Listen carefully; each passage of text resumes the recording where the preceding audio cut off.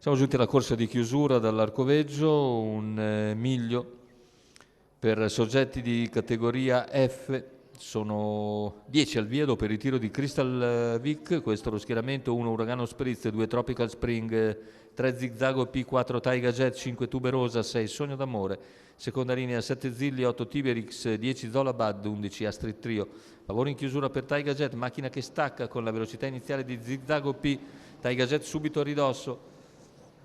Più indietro invece parte Tuberosa.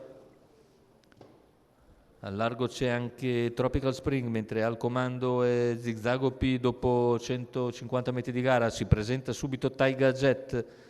Va all'attacco dopo 200. Sogno Intanto d'Amore la squalifica per Sogno d'Amore, insiste all'esterno e tende ad avvantaggiarsi Taiga Jet. Zigzag cerca di farla spendere comunque, anzi cerca di rientrare dopo essere stato superato di mezzo cavallo. Rientra l'avversaria e in quarto iniziale se ne va in 29,7.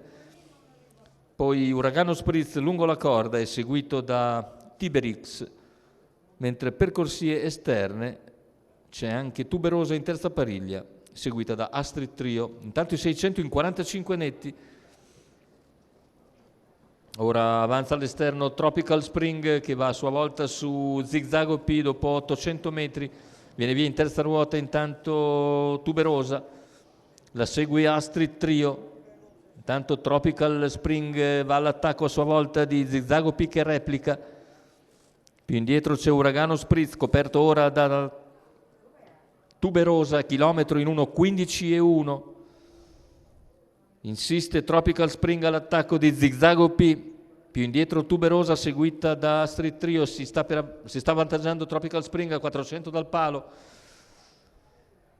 Tuberosa invece anticipa Astrid Trio che insiste in terza ruota. Tuberosa non riesce a cambiare passo per il momento e avanza in quarta ruota invece Zolabad, che supera Astrid Trio e si profila sui primi, retta d'arrivo, ancora 4 cavalli praticamente a ventaglio. Poi all'interno anche Uragano Spritz, ultimi 100 metri di gara con Tuberosa che è in vantaggio e si difende fin sul palo da tutti i tentativi di Zolabad, mentre Tiberix dovrebbe essere terzo. 1:15,6 ragguaglio conclusivo.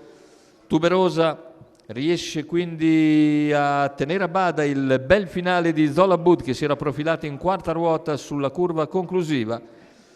Andiamo a rivedere le fasi finali. Sì, ancora una testa di vantaggio, mentre al terzo finisce Tiberix. Successo quindi per Tuberosa con Emanuele Masoero, training di Enrico Gocciadoro. Secondo posto per Zolabad, al terzo è Tiberix. È tutto per questo convegno di corse, l'appuntamento è per giovedì prossimo.